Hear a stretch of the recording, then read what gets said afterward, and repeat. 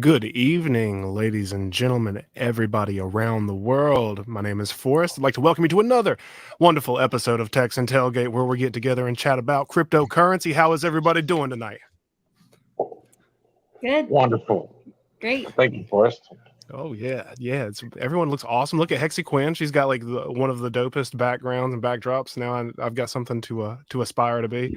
Oh, the logo on the side works perfectly. I thought about putting something there. I'm glad I didn't. It Yeah, can be up in this corner. it's perfect. It was like Yep. it was planned like that. Dude, oh my goodness. Well, we got an interesting show on for tonight. We're gonna have Nate Steak or Nate Mintz come into the chat a little bit later. And I Everyone appreciate does that.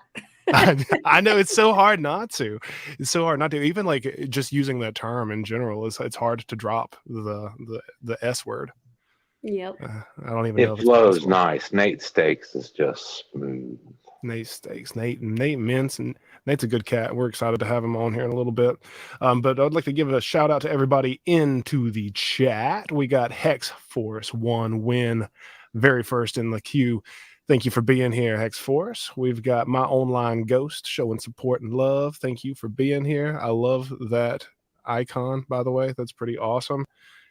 And then we got Godfather J6 in the house. What's up? What's up? And Mobius.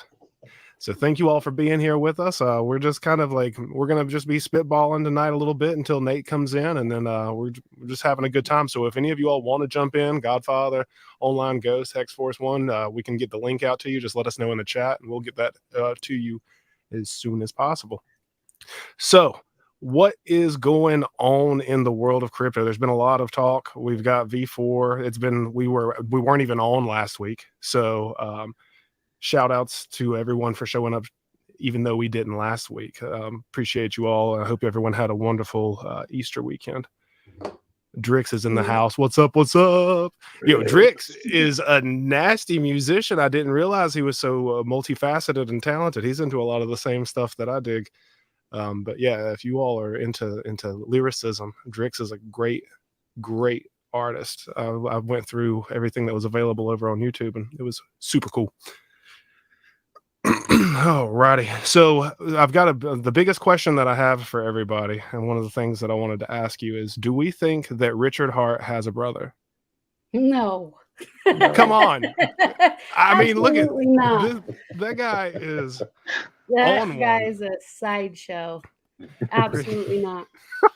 I've been doing my studying. This topic I can cover. If we're talking about ridiculousness, I'm Yes. all over it.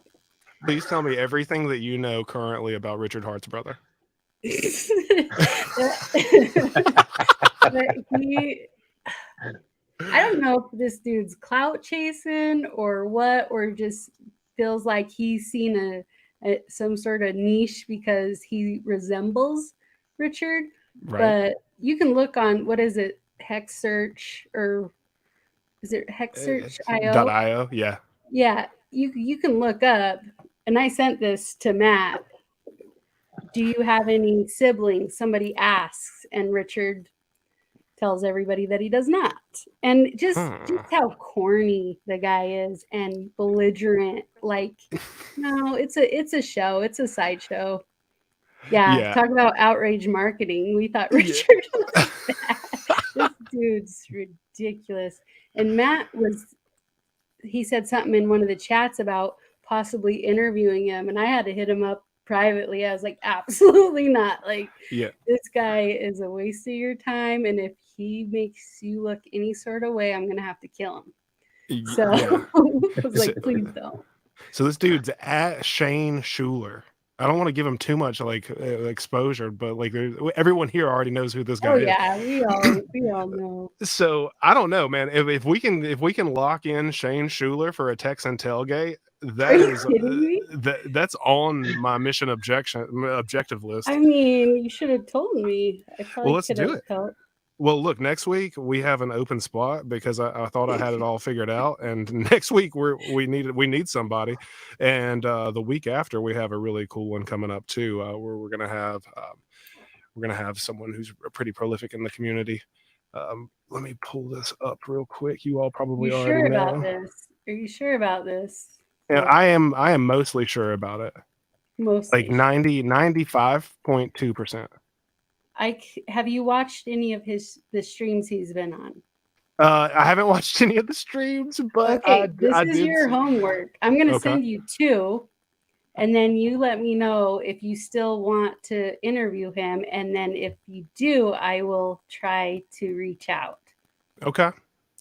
Man, that sounds good to me. I mean, I'm up for a challenge. So I was in sales for a number of years and in some ways still am, but like we used to have wild, like being forward facing with the public is just interesting because you get to meet Shane Schuler's face to face. And then sometimes they're pretty convincing. Or just not convincing at all, and you can't convince them otherwise. I've had people swear up and down that their Facebook is hacked and all sorts of. I could handle him wildness. better if he didn't scream into the mic. He's very I don't want to say bipolar, but he gets triggered and just starts screaming, and it's so real. It's almost like he can't help it. Like if he's acting, if that's an act, he's a damn good actor. Otherwise, I think he needs an update on his meds or a med adjustment or something because he cannot just keep it cool. He reacts. I'm still just thinking about what it would be like seeing you tear into him. Oh yeah, I would love. That's honestly the real That's ploy that's here. some good streaming right there, man. I'm telling you. It's like a celebrity death match.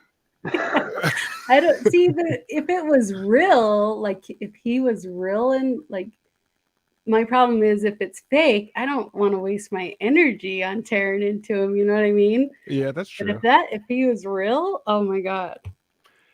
Yeah, we just got to figure out what the most compelling evidence is that he has, and if he doesn't have any, which I don't think he does. He probably wouldn't be very nice to us because Richard didn't make Texan. So he would go off on that. That's what the topic would be.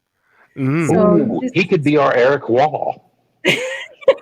Possibly. Do we really our Erica? Oh my goodness, that is too funny. I was asked on Heartbeat's channel last night an interesting question. I wanted to see what you all's thoughts were on it. It's relative to Win Pulse Chain, of course, but like, do you all think that Richard has like predetermined days ahead of time, or do you think that it's when it's ready? I used to think he would do the Easter egg things, but at this point, I think when it's ready, I think he's just ready to let it rip. Like, like, I don't know. I just think at this point, before, like, I could see some, cool planning, but I think he's just as ready as we are. And if it's ready, I'm sure he's not going to go, well, let's wait till Cinco de Mayo. If it's ready tomorrow, do you think he's going to wait till Cinco de Mayo? Probably not. He's going to be like, look at me. Here's Pulse Chain. You guys shut up. Do you think he's going to get like, do you know how like in Twilight when Edward and they would get like the glitter on them whenever they were doing like fancy stuff? I know you know what I'm talking about. I do, but do you think that's going to happen to Richard whenever he releases Pulse Chain? I just love that that's what you imagine. Yeah, 100%. You're just telling on yourself right now. That's pretty cool. Oh my goodness. I just think about what I'm gonna do. I don't know what I'm gonna do. I'm gonna do a somersault and I can't even do one. I was gonna say people are gonna think my hair's on fire and I'm running around naked. I might do both. I think Richard's, when it's done, he's gonna just it's coming. That's what I was gonna do last May. I don't think I'm gonna be. I don't know. I'm kind of jaded. Like I was gonna take the day off. I was gonna freak out. Now I'm just like, I don't know if I'll believe it when I see it. Is where I'm at right now. Will I be happy? Hell yeah. We're gonna have a fourth. Like I was. What's going on, Robert? Finally made it. Yes, good deal, did. Man. Awesome to see you. Good to see all of you. Yeah, man. Yeah, you too, man. You been doing good? Oh, I've been doing really good. Just keeping busy, dabbling with a lot of crypto-related things, researching, journaling, writing. Oh, yeah. So do you journal for just practice and self discipline, or are you creating a catalog of works? Uh, Kind of like a little bit of all the above. Like especially when it comes to like learning, like just doing research, creating notes, and a lot of times I share that with other people. Kind of just helps everybody.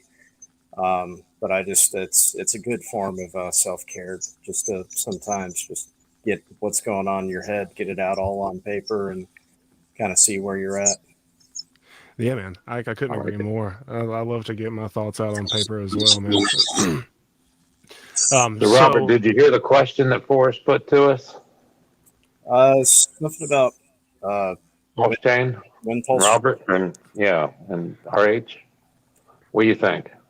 Um, I mean, I understand the why behind it, and I believe the test V4 was to like incentivize the validators to take care of them. So therefore, they'll take care of the network. Um, it is coming. I'm hoping, mid May, end of May, but it's I don't know. I'm just kind of watching and waiting, and feels like a roller coaster ride at times. We have our highs and then we have our lows because we think it's near. But I think it's gonna come out the right way, the way it needs to, when the time Yeah, is right.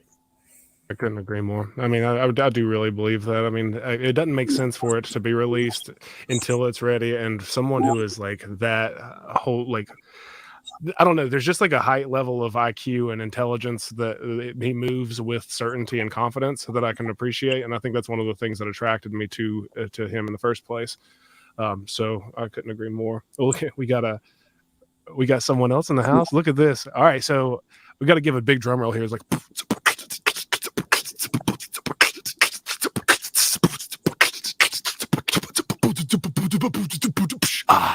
Welcome to the stream, Nate Mintz, baby. Nate. Hey guys, what's up, everybody? How you doing tonight? Hey, man. That was sick. That was What's really up? good. Yo, I don't know how to do a proper drum roll, but I got a beatbox or two. Maybe we'll drop some verses later. Nice, dude. It's good to be here. It's good to see y'all. Thank you. It's really my honor to share the screen with you guys in this digital verse. So it's awesome, man. Fun topics to start off with. Yeah, no doubt, dude. No doubt, man. We're just trying to figure out if we wanted to ever endeavor in bringing on who someone said he called him Willy Wonka, the brother of Richard Hart, aka Willy Wonka. I like that title. But yeah, so we Willy don't know. Wonka is so much cooler. I think so too. That's awesome. Oh, CHB's in the chat. What's up? What's up? What's up? Yo, so Nate, man, I wanted to bring you on because I just wanted to like for anyone who may be in the room who don't know who you are, give us a little bit of a 411 on what you got going on, what you do.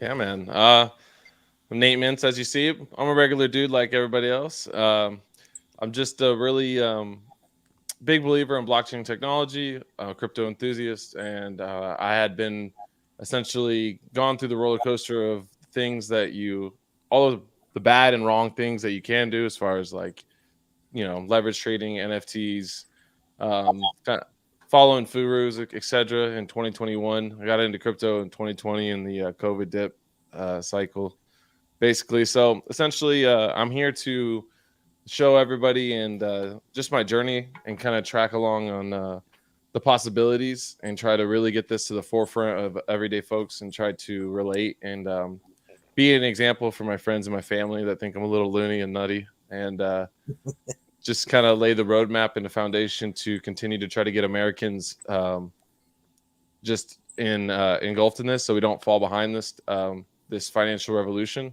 Mm-hmm. I think it's very crucial. I think that the whole situation with the whole COVID like really opened my eyes to just how quick like things can change, how bad it got, and how it continues as we are experiencing this level of intense psyop and just fall from grace of America itself, in the sense that we're just witnessing morals and everything decay and decline, and we're seeing division be pushed and all these things. So I guess what I do by streaming and trying to promote the Richard Hart ecosystem, essentially the principles that he stood by and the people and the founder and products like Texan that I believe in,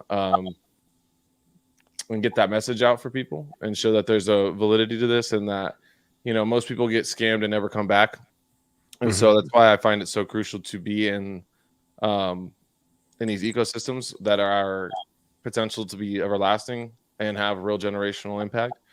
And it's kind of what drives me and the driving force to really keep me going and try to just kind of give my thoughts and show that, you can do it, and inspire, young men and women below me in age. So, if I feel like the guidance or maybe the thought process to go and invest and try to change my future, I'd be in a lot of a different place. And maybe I didn't have to go through a lot of the struggles and stuff, but that's also what is a part of my journey and shaped me. So, I just want to be a guiding force and a guiding hand for people out there, and meet great folks like you guys, and learn from you guys and your walks of life, your stories, your perspectives, and just appreciate this thing we called life, and live it to the fullest with as much love and laughter and true freedom as I can.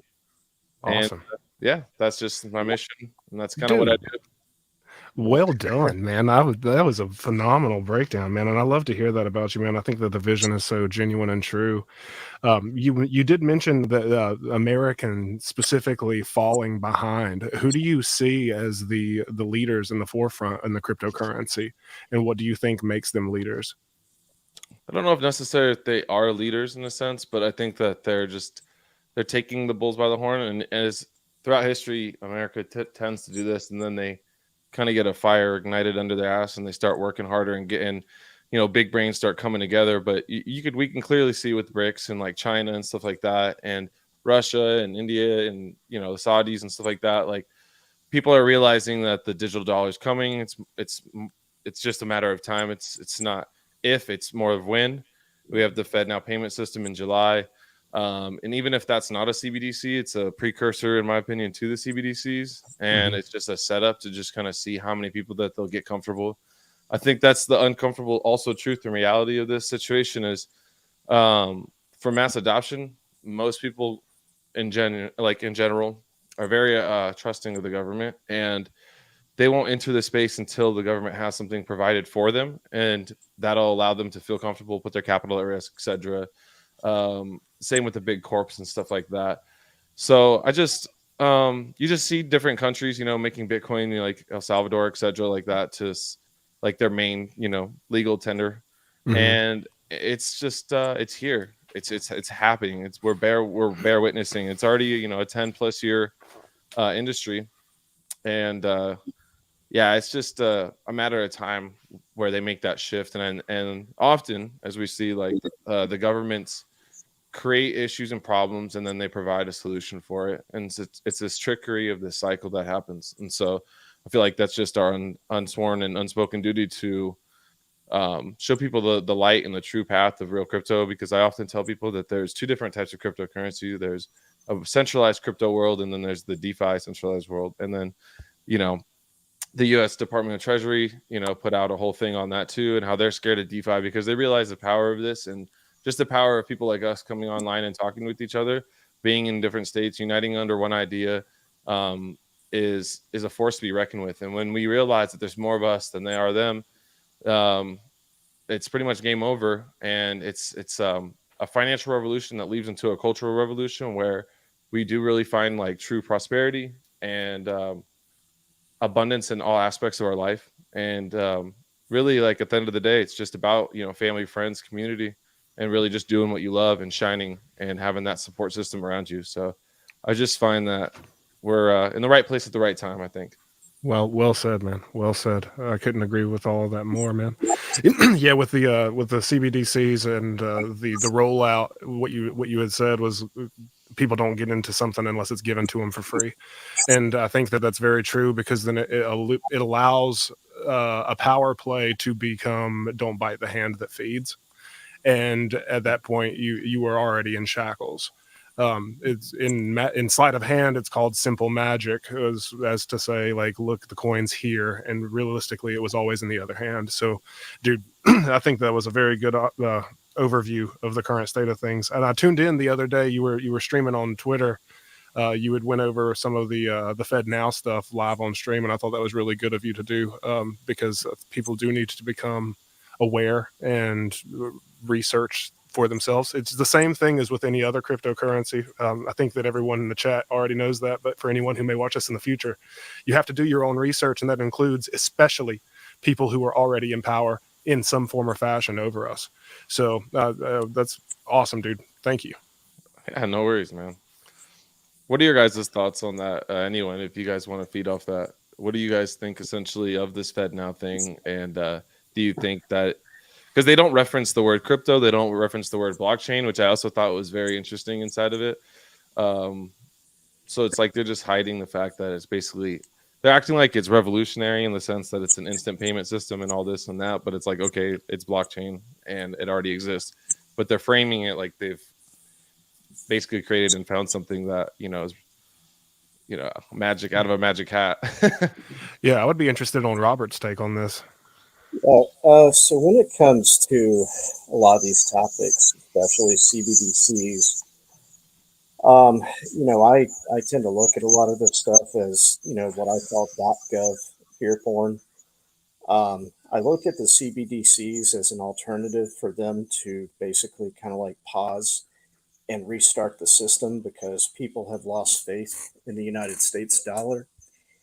And not to mention, I honestly feel like, with the crypto, the smart contracts, the DeFi, everything that's being built in the space, I honestly don't think that they are anywhere near our level or capacity. I honestly really think that over time we'll start to see, um, you know, especially with legacy finance going more towards DeFi. I have been doing some research and taking a look at, things like the Hex Investment Trust as far as like Grayscale goes. And you got all these companies that are chasing this, yield. And, we have two different types of finance. We have CFI, which is centralized finance, and DeFi. And the majority of people don't know the difference between the two, because we have so much centralized finance that props themselves up as DeFi, and people don't. They're just not. They're just not at that level of awareness unless they're like really in the space, like where true DeFi exists. But as far as COVID goes, I really feel like that woke a lot of people up on a consciousness level, and I felt like it was a great litmus test for the collective, to basically, be like, okay, do you truly want freedom, or do you not? And the thing is there's a lot of people that are still holding on to that, and they don't want to let go of it. They don't want to move forward. And it is easiest when, the government provides everything for you. But the problem with centralized power is that you essentially make them, it's a slave and master relationship, and you can't expect the master to put their interest above your own. So the whole concept of centralizing power comes from this idea of, well, if we make this one entity as big and powerful as possible, that's how we're going to gain equality. And I listened to Richard Hart, and he was, he made some really great points. The government does not make anything, they don't produce anything, they don't build anything. It's just one group of people that steal, monetary value and disperse it to another group of people. And that's really all it's good for. So, if you want things like freedom, equality, you want, people to get along and treat one another the way that they should, it has to come willingly from the heart. If it doesn't come, if you don't have free will or consent, then you absolutely don't want it. And one of the other things that kind of makes me wonder sometimes is all this, control and trying to, snuffle out the world of DeFi. It almost feels like maybe we're being motivated to create this new infrastructure. It. I mean, I tend to think about some. I do a lot of thinking, sometimes overthinking, but it's like I don't think that they're ever going to, shut this down. But I do think that that they're going to see what we're building and they're going to get more involved. I do see like stock market getting tokenized. I do see more like NFTs in the form of like insurance policies. So I think that this fight and this struggle eventually is going to iron itself out, but I don't know like the full details of what that looks like. Great insight, man. That was really well put together, man, and I appreciate all of that. I commented in the chat thread because, man, it was like you were speaking to me, brother. Crypto Heartbeat, bro, what's going on? What's up? What's up? Where's my intro? I want the beatbox intro like Nate. Oh, dude, I'm so sorry. You know what? I had already forgot that I did Oh that, my man. God, I got Corey. hold on, one It was second. sick. I'm gonna hold on. I'm gonna do it in reverse. Rug me All out. right, Bring well- me back. All right, so this next guest that we're gonna bring on for you all needs no introduction, but we're gonna give one to him anyway, and we're gonna do it in reverse of what we did last time. The last time we did so.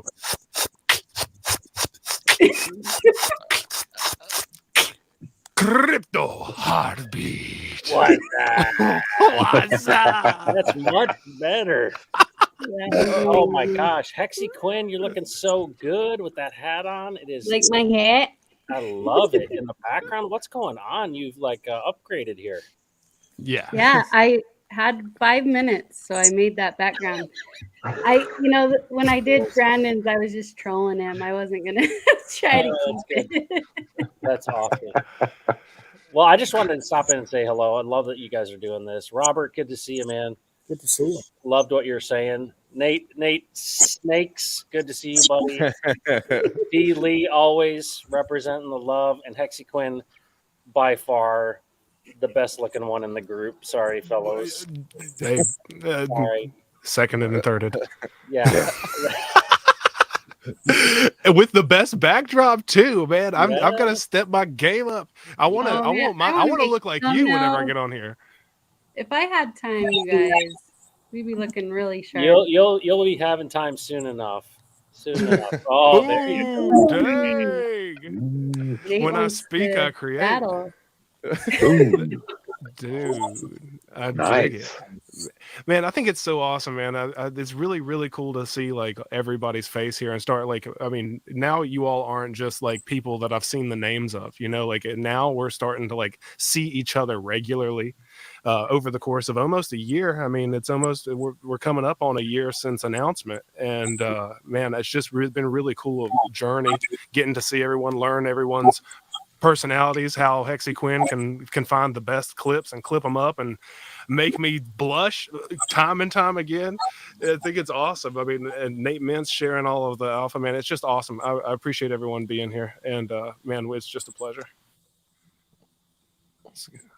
It's an honor. I'd say, yeah, what you said too, Robert, to piggyback, really resonated with me. So I appreciate that perspective that you've provided. I think it's well said. I think that it is a huge, massive test that really did incentivize and spark people to take that accountability. It's something I talk about a lot.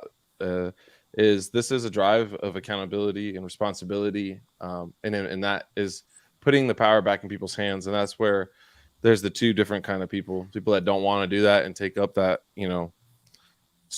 people, and it's an endeavor. It's a real thing. You got to be able to pull yourself up by your own britches, and not many people are willing to do that. So just, yeah, well said, brother. So I have a question for everybody. So I want to know what motivated you to get into cryptocurrency, whatever it could be, like a one-word answer if you want it to be.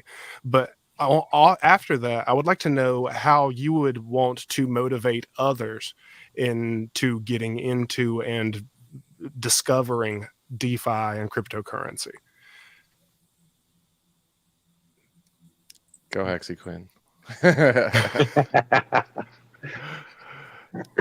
You got your mic off? You got your mic off. You're muted. Muted. Sorry, I was distracted by chat. What's the question? So I was just wondering, like, what motivated you to get into cryptocurrency, and then segue that into how would you want to motivate others to go on a similar discovery path? And what do you think would make? I mean, I'm just filling in extra words here, but like, how could we apply what motivated us in ways that could motivate others?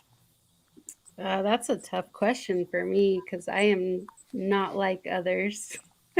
I am the black sheep of the family, and and friends, I don't really talk about crypto to them because I'm wearing a foil hat when I do that. I would say the technology introduced me into crypto, watching a documentary, and then just knowing that that's the future of money. Like it's evolving, credit cards, checks, credit cards, like of course it's an evolution of how we use money. So that's what got me interested into crypto. But I don't know. I'm kind of a loner in the way of I don't spend a lot of energy onboarding. I have onboarded some people, but yeah, I don't know. I don't have a lot of family to talk to about it. Anyways, my children, yes, I do, but I don't know.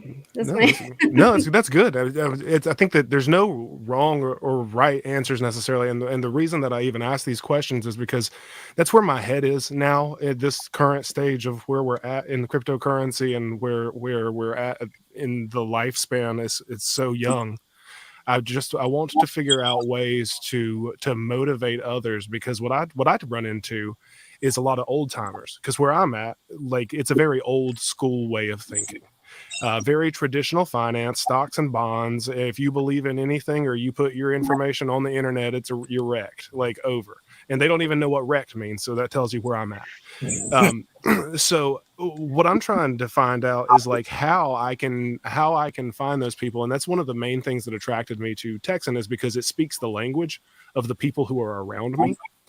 And the people who are around me, they chew grizzly wintergreen or Copenhagen. They spit in mason jars. They drink moonshine to heal ailments, and they can and jar on the weekends.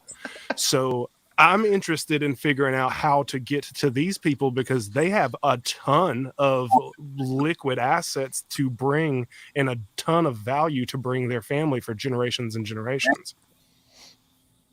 Freedom, Forrest. Yes, sir. I think that's one of the common denominators of this community, these early people that are here that we've formed around. Matt speaks about this much better than me, but I think we're kind of a select group, these early people being provisioned to be defenders of freedom and to help preserve those things that are greatest about America and this nation. I really do. And this last 2 years, we've been tempered and bonded together as we're seeing this provisioning happen. And, most of us out here are, this libertarian mindset to conservative. You don't see many woke people, right? You don't see many progressives.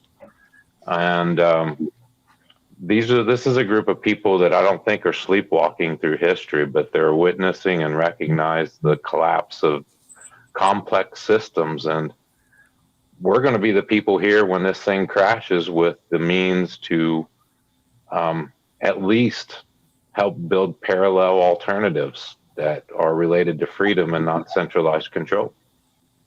Well done, man.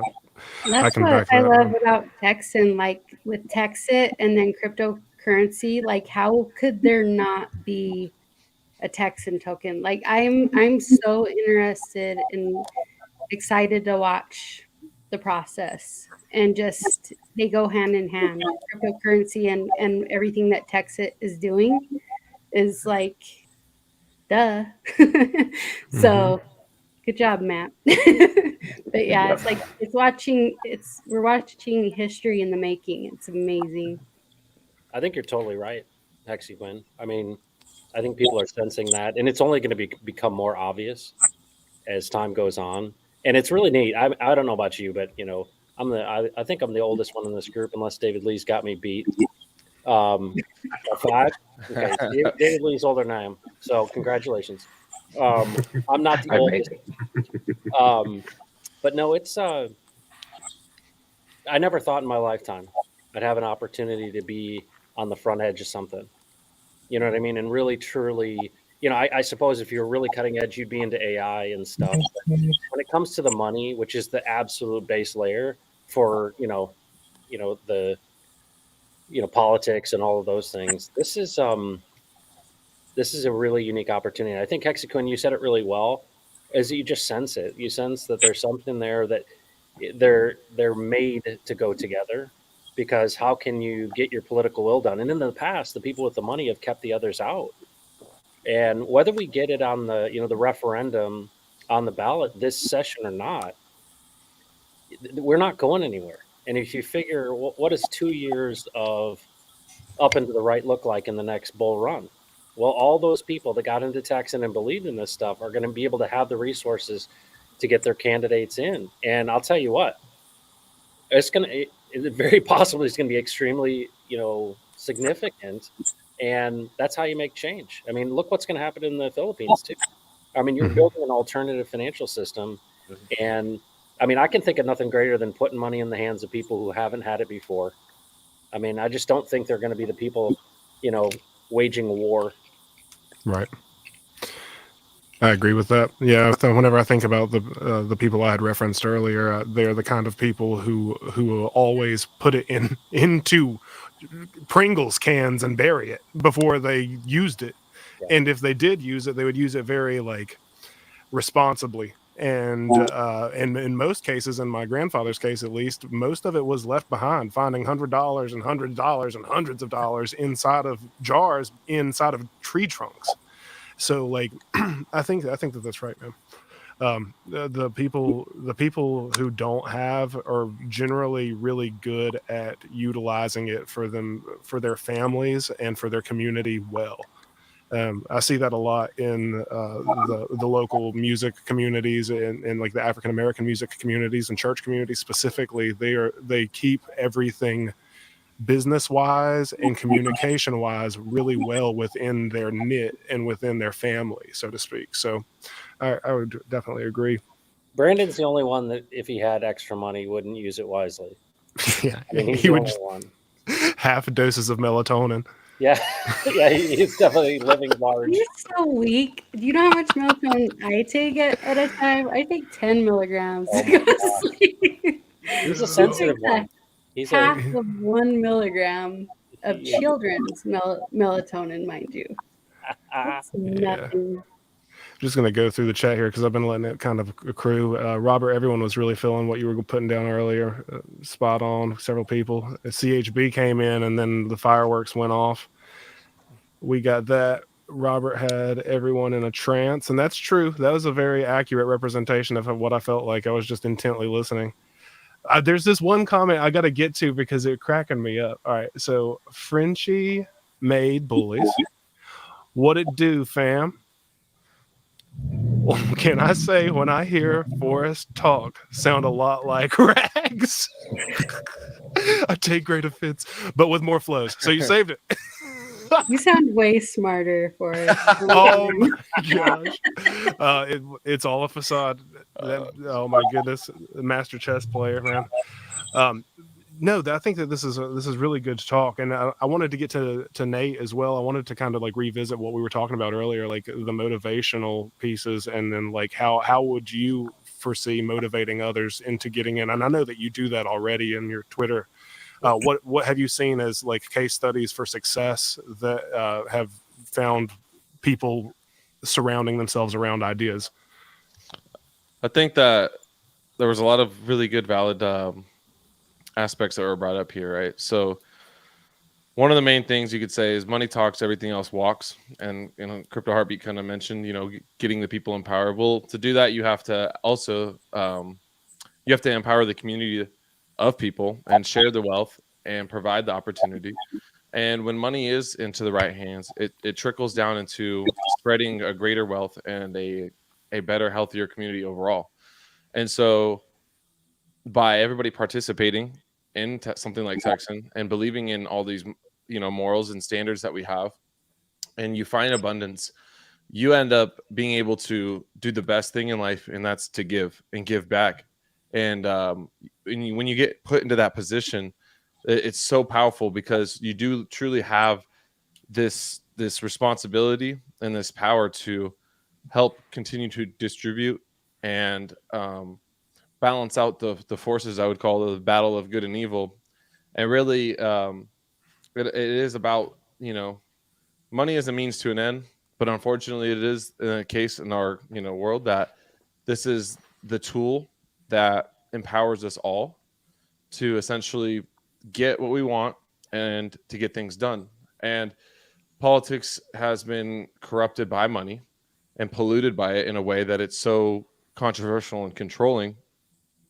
So this tool of an endowment, of being able to unify a state that has already been independent before in history, that has a massive economy, that has a fierce set of patriots and values, and an incredible history in within itself, is just only the beginning. And I think that's what really excites me the most, is that this is what, like, I'm really about a man of action, and so that's kind of what really inspired me and really drove me towards Texan and Heartbeat and Rags.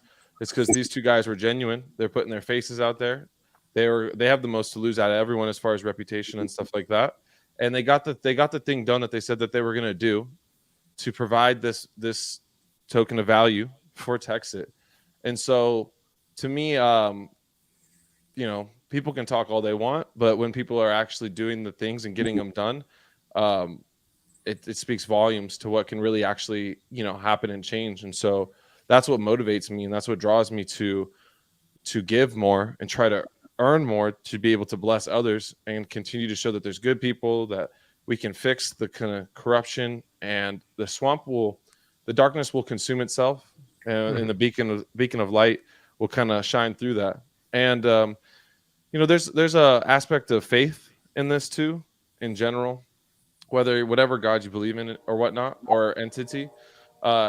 There's a belief of a higher power, of a creation here, where we kind of get to speak through him. Like, he speaks through us, they speak through us, however you want to view it. And that's the beauty of this. And so really, I mean, ultimately, I don't know. Yeah, that's just how I feel about this whole situation. And it's something you sense in your bones. It's hard to put into words. It gives me chills at times, but it's this energy and this just direction I feel internally of actual natural force of what I would consider good, and trying to empower all those around me. So it's just one of those things. We're all made of energy. We all connect. We all vibe, and we can really resonate. And there's been studies shown the energy off of your heart, it is infectious, and it's actually, there's true studies there. You could spread positivity and have a good heart and bring more pureness to the world. And it doesn't have to be anything crazy. It could just be getting helping a neighbor out with this, a task, or just knowing your neighbor's name again. A lot of people don't even know their neighbors. So it's just the little things. Life's about the little details to me. Yeah, it is, man. And you know what? On that note of neighbors, so mine dropped off catfish to me the other day, and we cooked it up this afternoon. And man, like, that's what I'm talking about, man. Like, that's the kind of camaraderie I feel in this group, and with everyone that is within our circles, individual circles combined. I feel as if that community exists here, and it might not be a physical fish that they give you, but like, it can be that pat on the back that feeds you, And I dig that, man. And that's the stuff that keeps me coming back for more, because I stay hungry. I've been staying too hungry though. I tell you what, this summer has not treated me kindly. Lost so much weight last year, and I was like, you know what? I got off my intermittent fasting schedule, and I was like, dude, I'm just gonna crush food for like 3 months, and that's where I'm at now. Been crushing food and crypto. Dude, Nate, man, everything that you do on your channel has been really cool. I've been really following along with what you put out there, and I think that everything that you have said, you were a shining example of standing up and doing what you're setting out to do. So, man, I applaud you for that. Thank you very much, my man. And like I said, I drive my inspiration for those, from them around me, people who are leaders that I look to, not only for guidance, but, extra motivation and also just reassurance.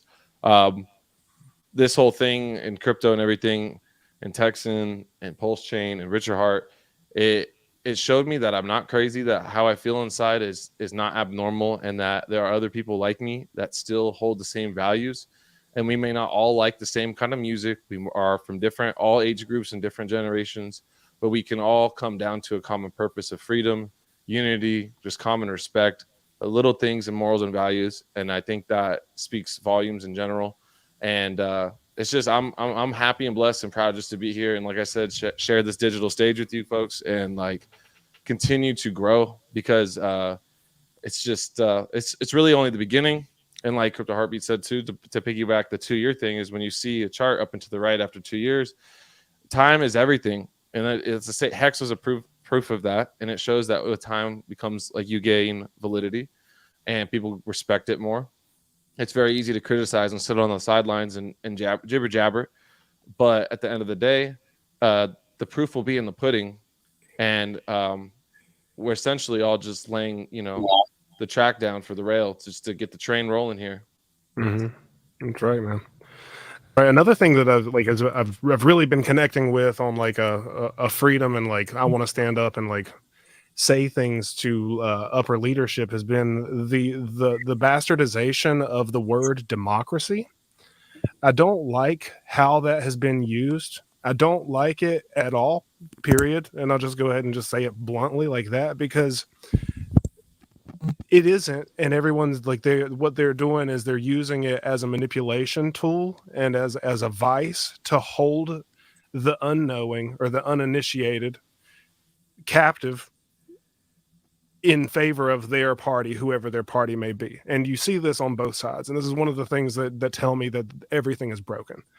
Everything is broken when the strongest claim that you have to get people to vote for you is by I'm trying to think of the right way to put it, but making another party the enemy. So it's all fear-based. And I want to say there was a Machiavelli. It's a very Machiavellian way of doing things. I don't know if you all have ever looked at the book or read the book The Prince, but that was basically one of the cliff notes of it was people adhere to fear.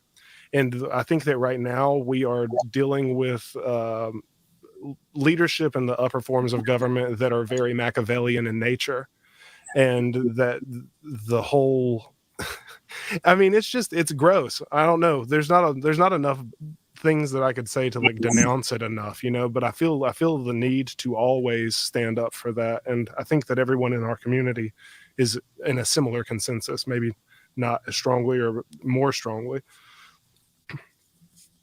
Let's see. What do you think? Where do you all think the turning point was? Where do you think in history could you point to a time where the people, maybe not us, maybe our grandparents or our great grandparents, what was the turning point where we gave up that right to stand up and feel like we could?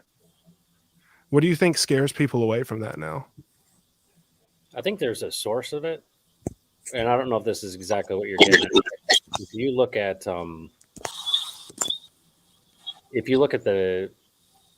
I look at the New Deal as a big turning point, right? Post war, or I'm sorry, post depression, Short war. and But I also look at the 1960s, and I think that, if you look at Eisenhower's last statements, and then you think of John Kennedy being assassinated, I think that's a, huge mark, a huge point. But 1963, David, and Yep. November. it seems like that's the, for me, and just what I experienced from my parents. My grandfather was born in 1911. My son was born in 2011. And my grandfather went through the Depression, World War II, and then when he was done, he was tired. He just wanted to come back and get into the suburbs and have kids. And of course, what happened during that period of time socially, you could point out a lot of good things that happened, but also there was like a nation inside of a nation. There were so many young people, and they were so much pushing back on the old man's way of doing things. And so, if you look from a kind of a spiritual perspective, I think a lot of people think that this is the time when kind of America was given over to its desires. And, we could go really deep into that of, what are the spirits of that desire, but it has led to, this crisis era. And David Lee's a fan of generations and, understanding this era that we live in and how it repeats itself. But that's kind of the turning point for me is, seeing this downward slide from really when innocence was lost. And Yeah. I think that to me is John F. Kennedy's assassination is really that point for me.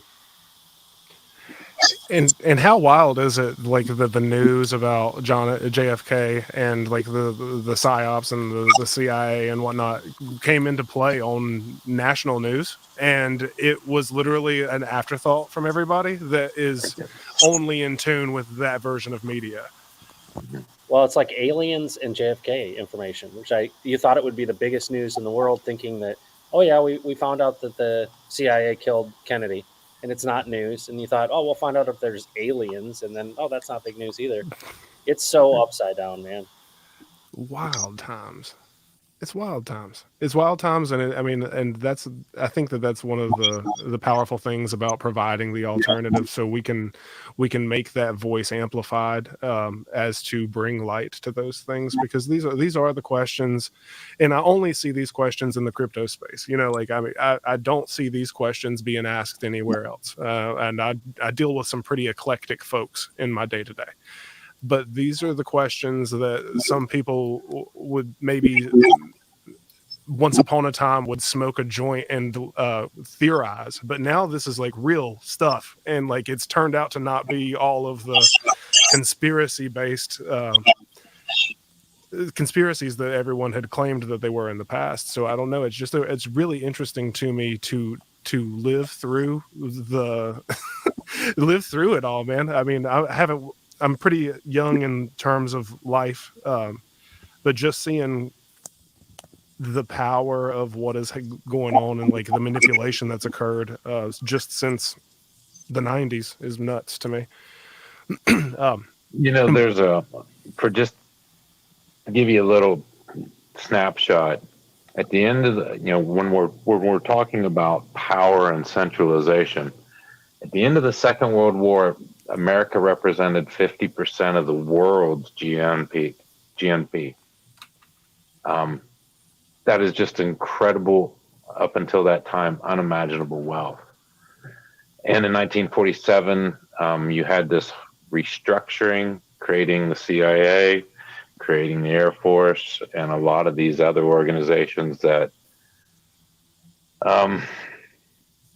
became mechanisms for a conduit for the funds and centralization of the power of that elite.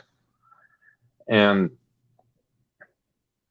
at the same time, on a parallel line, you had the family and God being hammered. And people, without having that foundation of family and God, well, they look abroad, they look to something else. And the CIA has been long working on how to manipulate and control people and have ties through most of media. Now we find out, right, it's through big tech, and it's just a mess of these cross lines with big pharma and Wall Street and big banks.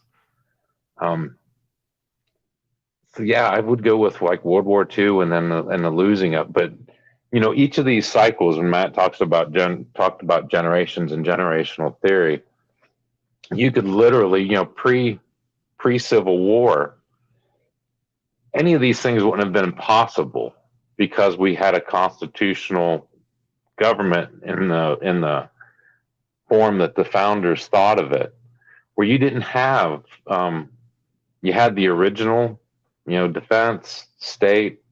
You didn't have this mechanism with people. A lot of these early presidents almost broke themselves just trying to, keep the White House functioning. I mean, it was that bad, where now, they'll blow tens of thousands or millions of dollars in the White House just because the first lady has a whim. And that kind of money is, it just changes everything. And post Second World War, it changed everything. We came out, before it, we had these very small standing armies, and we worked a little bit on our Navy because we're two ocean, but not much. You had and after it, man, the pie got big. Everyone wants a slice of their pie. That's it. They wanted a slice of the pie, and they have the reins. And we don't even want to know everything that the CIA has done to us, right? The True. phony wars, after JFK, right?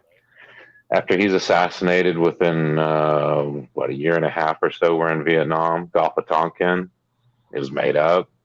You can go right down the line. Every conflict since then, and in the course of the rise and fall of nations, when you're making up your wars and then you're losing them, to line a bunch of contractors, pilots.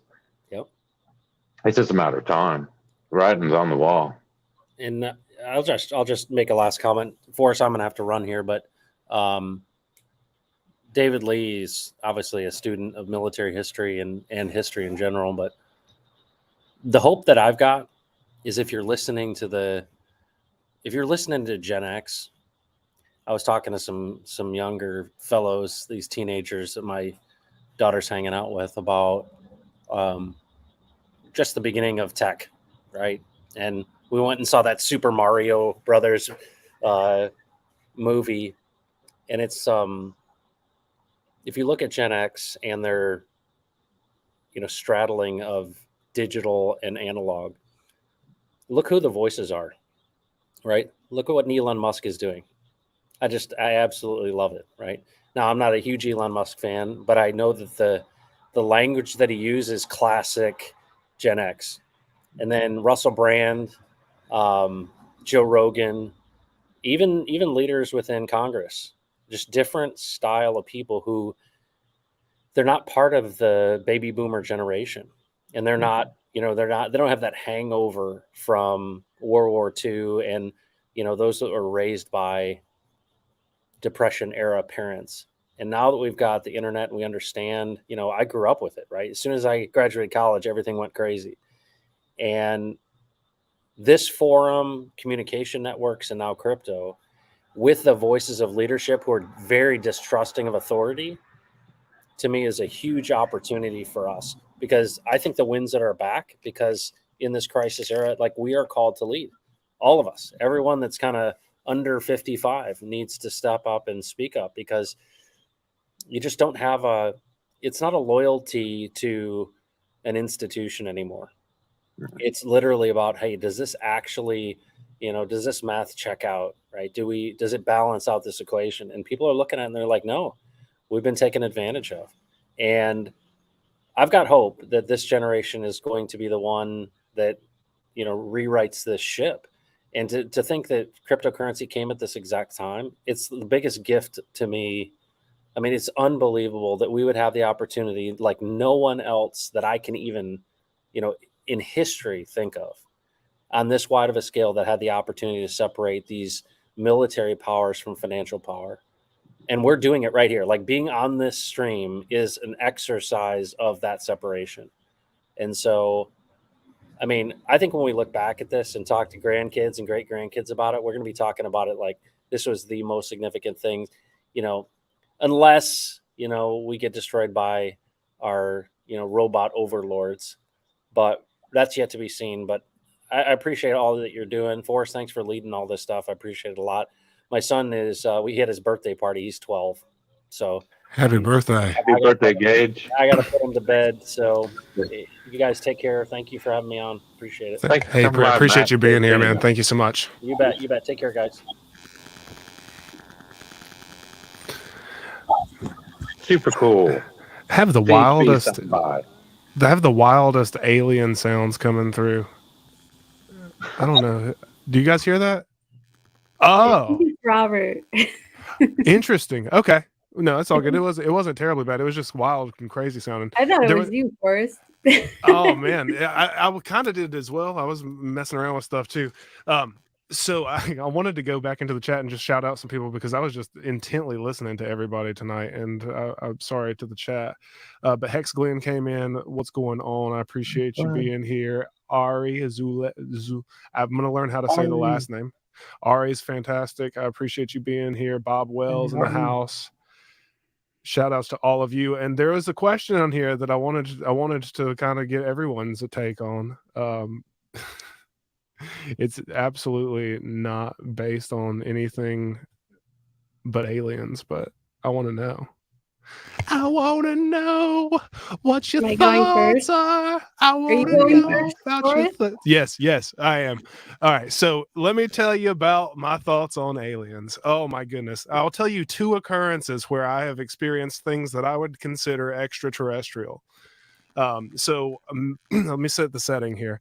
I was with my sister and we were on the back deck chilling in a jacuzzi. We were just sitting there having a good time. I may have been 17, 18. She's got a couple of her friends over. Anyways, we're hanging out. Where's this going exactly? It's going to get there. I promise. I got to set it up. So we're chilling there, completely sober, right? And the friends go. My sister and I were like, "Whoa, look at that star!" And it's like this. It's this white dot, right? And I'm going to try to demonstrate this with the camera here. All right. So you see this. Let's just use my thumb as example. All right. So it started off like this, and then went like this, and then back out in the speed of light. And I've never seen anything like it in my entire life. But so imagine a celestially bright object swelling to the size of a 50-cent piece into the sky, the great canvas that we look up at, and then just gone, like it was never there. So that was instance one, and this is one of my thoughts on aliens. My second thought is I was again. You'll see a trend here. I was again with my sister, and we were traveling down to Orlando, Florida, in a Thunderbird blue Thunderbird, and I just heard myself say Thunderbird in my headset, and it scared me to death. So hold on. I was like, they got me. All right, so we're riding in the blue Thunderbird down to Orlando. We're just chilling, top down. I'm sitting in the middle because it's only a 2-seater, and her partner's with her. So we're chilling, and we stop at this stop at the stop area, rest area, I think is what they're called. And we go over to the outskirts, and we just start talking briefly. We think 5-10 minutes have went by. Well, we just looked over a bank. Well, by the time we turned around, so keep in mind, we think 5 or 10 minutes went by. When we go back to the car, a total time lapse of 2 hours and 35 minutes occurred.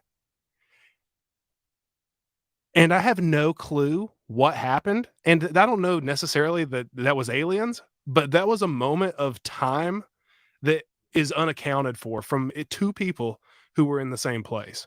So to answer the question in more simple terms, I believe in aliens. That's good. Because I am an alien. That's what I had my suspicions. No, I do have that alien blood though. I'm Rh negative. I don't know how much you know about that, but they can't trace the bloodline back to cave people. It's alien. Whoa. So I There's am all an kinds of alien. weird stuff about it. Yes. Awesome. You are Star an Child. alien. It's a beautiful thought though. I think sometimes that it's a really cool thought. I want to have everyone have their chance, so I'm not going to keep running my mouth. What you think, Rob? As long as we don't have aliens versus predator running around, I think I can deal with some shining lights in the sky. But uh, not something I really put too much thought into. But I mean, I do see how people find it really entertaining. Good take, and that's kind of like that emotion too about it is about how I feel about it. Like I too am like impartial. Like if they're here, great. If not, then I loved Ancient Aliens just for the entertainment quality. Yeah. What you think, Nate? Nate's in the plates too. Yeah, so I've had some encounters myself out in the Las Vegas desert, seen some unspeakable things that I don't feel like should be able to happen, but they happen. So, yeah, I think that there's some source of species out there outside of ourselves, or with if we want to get all conspiratorial, like she said, bred with us throughout history, and you look at all the different ancient hieroglyphs and stuff like that, and a lot of different messaging and stuff like that. So I think I think there's like half truths about everything. I think that the powers that be and the secret agencies and stuff obviously know a lot more, and that it's there's already kind of something that's already happened and gone down. There's the whole conspiracy of, I forget what it was. It might have been 2012 or when the ball dropped and it didn't drop on time or something like that in New York Times. So there's just, yeah, I think that there's something out there. I feel like it'd be crazy to think that in this massive universe, there's not other things. And that we are just so lucky that we're the ones dominating it, which we aren't. We can't even travel throughout space yet. So yeah, it's interesting to see. I think it's also, though, on another aspect of being conspiracy, I think it could be a forefront to unite humanity under a one world government as a fake alien invasion. And that's something to be wary about and kind of think about, because like you said earlier, of fear and control. And it's kind of one of those things, people would panic and freak the hell out. And it's that's a black swan event for you right there, isn't it? So Facts, dude. I mean, sometimes I wake up and I'm like, is today the day? Is today the day? Will aliens come or will Pulse Chain come first? That is what I wonder. And I'm leaning towards Pulse Chain, but I have hope for the aliens. So does anyone else have anything else on aliens? I mean, I love all of this. Oh yeah, I'm going to give the Gen X perspective. Yes. When I talked about 1947 and the National Defense Act that created the CIA and the Air Force and everything, well, it just happened to be the same year the Roswell. So yeah, I'm going to trust it. It was injected into popular culture. I'm going to be very suspicious of it. If it's propagated in the media, I'm going to double down on that suspicion. And pretty much over there, you got to show me something. I don't care what you say. I don't care what they put up on a screen in front of me to try to get me to think something or feel something or to be scared, because that's probably what it is. God is great, and the creations are beyond our imagination, and I'll just leave it there. Awesome, dude. So here's an interesting thought. If aliens and Hexicans join forces, we'd be unstoppable. Just subliminal implants constantly. We're unstoppable by ourselves. They just don't know it yet. Good Lord, come and get me, aliens. I love the name, and I love the commitment to the name, dude. How do we onboard aliens? All of these legitimate questions. Let's bring them all on. I mean, I want them on my side for sure. That's a good question. Onboard us. We don't onboard aliens. And what species of alien are we talking about? There's many. You can't just lump them all into just. There's not one type of alien. There's many species.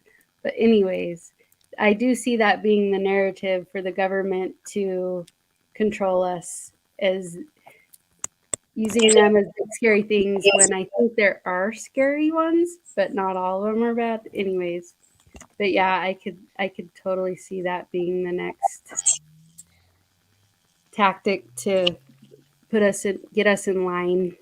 It seems that what they're doing. What do you guys think? I I think mean, so. they're driving the military trucks down the road with saucers on them. Like, that's not a setup. You know what I mean? Yeah, it could definitely be foreshadowing of things. I mean, I think Nate said it earlier. Like, I mean, everything that's brought up in general, you got to question it, and that's the power of. I mean, that's the power of the human brain. We should be inquisitive. That's who we are in nature, and everything else. There's all sorts of speculation on fluoride and allowing you to be more susceptible just to agreeance, being more agreeable. So like there's all sorts of things like that. And who knows what's in the food? Who knows what's in all this stuff, man? I mean, like, I don't know. I do know that like I'm so ready for the next thing, like I feel like my spirit inside of me is restless and it knows that something good is coming. And it's just like aching and jumping to the rooftop to get out. And I mean, I definitely, I don't know. I too, with a lot of the statements that we've talked about, like spirituality side of it, like I feel things, man, and like I feel it in my soul somehow, man. I just know that like we are in for a brighter future, and we're doing what Crypto Heartbeat said is right now we're doing the work. I made a tweet the other day about like being in the trenches, and that's exactly what I mean. Like, and we're all here. Everyone's side by side, shoulder to shoulder, like. What we are doing now is so important, and it's so important because there is a song about it. I believe the children are our future. The children are our future, and I was always told that if there's not young youth in congregation at a church, then leave that church immediately because the spirit is dead.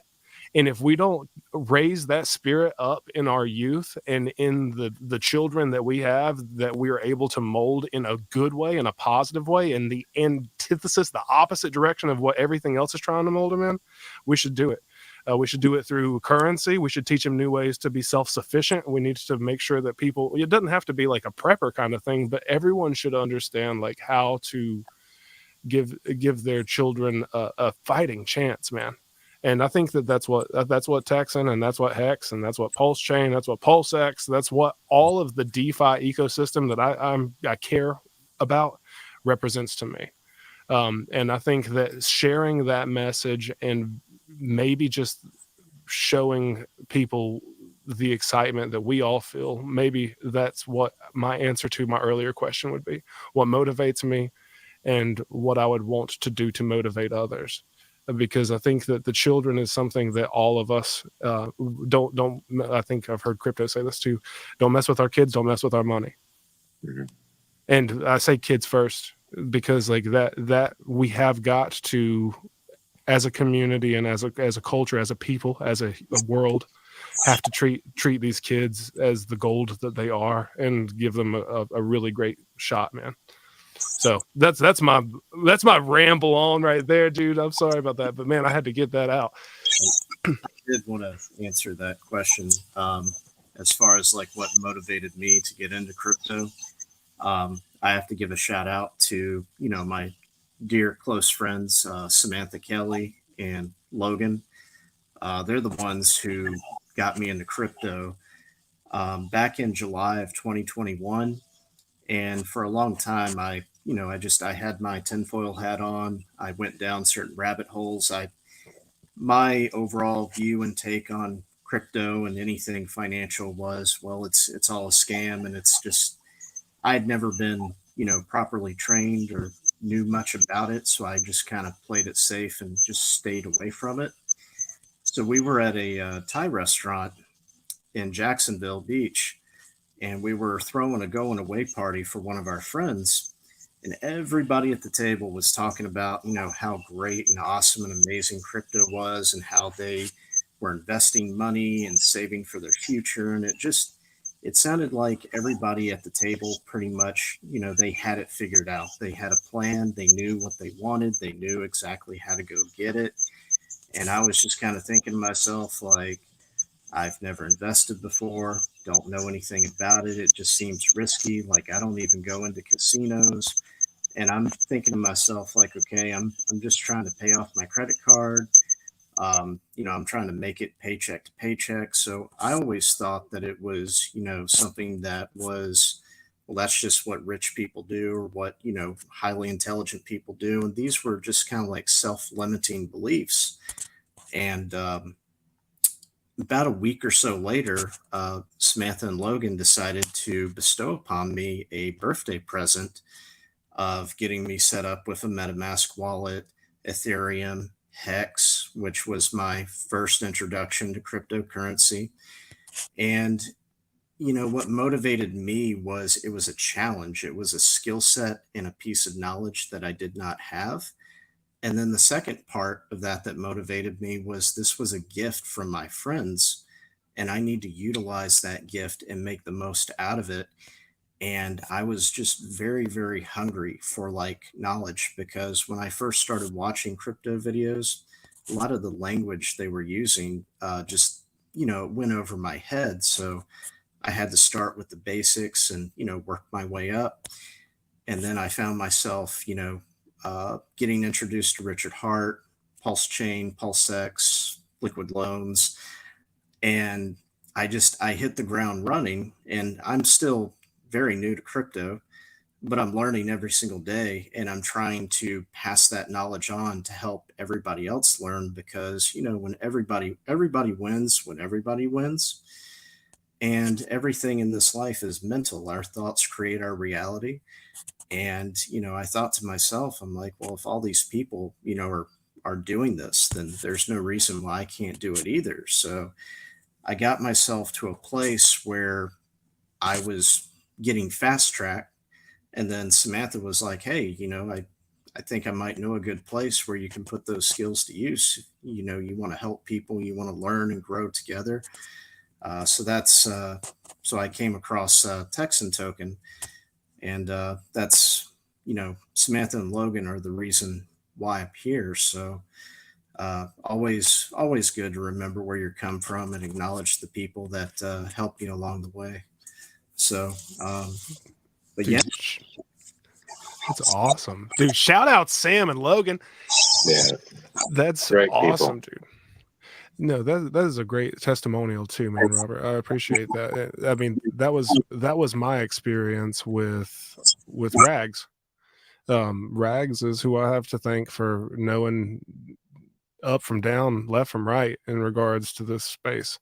Both in like talking with him in person, and then whenever he started going on a streaming kick, man. I mean, I got to download, man. I felt like Neo in the Matrix, man. I just sat back in the chair and just like locked in, bro.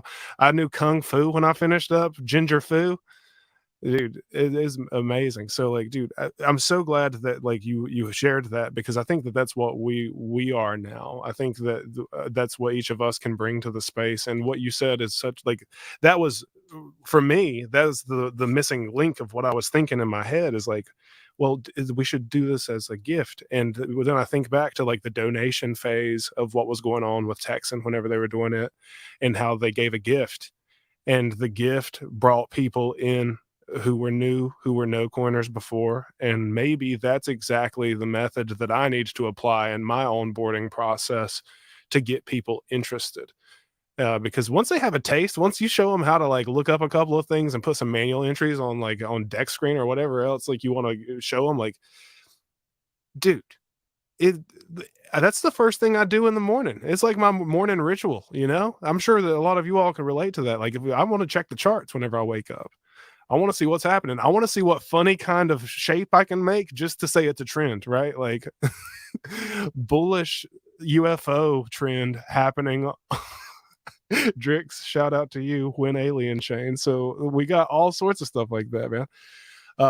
But I do want to be respectful of everyone's time. I wanted to say thank you all for being here, and for everyone who is here, I want to shout out again Nate Mintz, man. If you aren't already, be sure to follow Nate, because he has all sorts of awesome insight and motivational information that comes out from his Twitter account regularly. I'm trying to find your banner. I made one for you. Hold on. While I keep talking about that, I want to give you the opportunity, man, to closing statements, thoughts, what you got to leave and bless us with, brother.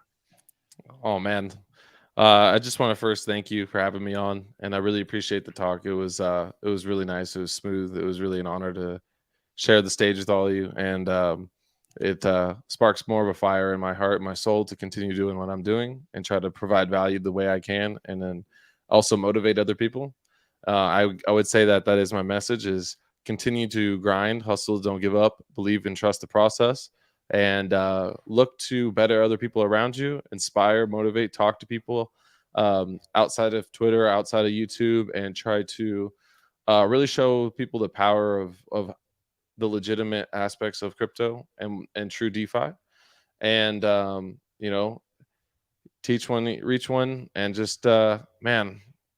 Everything you guys said really resonated with me tonight. I think that we're on not only a shift of a financial industry, we're on a conscious level that is starting to really awaken and arise. And this is what is bringing everybody together and allowing people to connect. Is we're really truly awakening, and we're not woke. We're awaken. So there's a big difference in the sense. And I just really want to continue to encourage everybody to spread more love. And if you need to ever take your time, step off of these social media platforms, because they're designed to drive you insane. They do it to me all the time. They'll try to trigger you. And sometimes you need to take a step back, take a deep breath, just get some oxygen, walk away from Twitter or whatnot. And don't let it consume you too much, because it's real easy to go down the dark path and feed into that negativity. Just take the high road, keep pushing your message, and man, mad love for all you guys. Thank you. Thank you so much, man. I appreciate everyone being here. Shout outs to everyone in the chat for sticking around. Thank you for being here, Robert. I appreciate you jumping on. I want everybody to always know you always have a seat here in this room if you want to get together and brainstorm. This is what a brainstorm looks like. This is what community looks like for anyone who may not know. Like, and I know in the circles that I was a part of, musicians are like cutthroat. They think everyone's out to get everyone, but this is how ideas are spread, and this is how strength is gained. The stronger your mind, the stronger you are moving into the future. I about said the forest. That'd be weird. But man, I just want to say thank you to everybody here on the panel. Thank you to Immutable. I know wherever you're at listening, thank you for everything that you do for us as well. Shout outs to all of the Texan support team. Shout outs to Texan Token, Ophir Crypto, Hex, PulseX, everybody, whatever you claim, we're here for you, because we're all in it together. DeFi all the way. We're going to close this up. If anyone wants to stick around, meet you in the green room. If not, I hope everyone has a wonderful night. Thank you. Bye, guys. Great seeing y'all. Love y'all.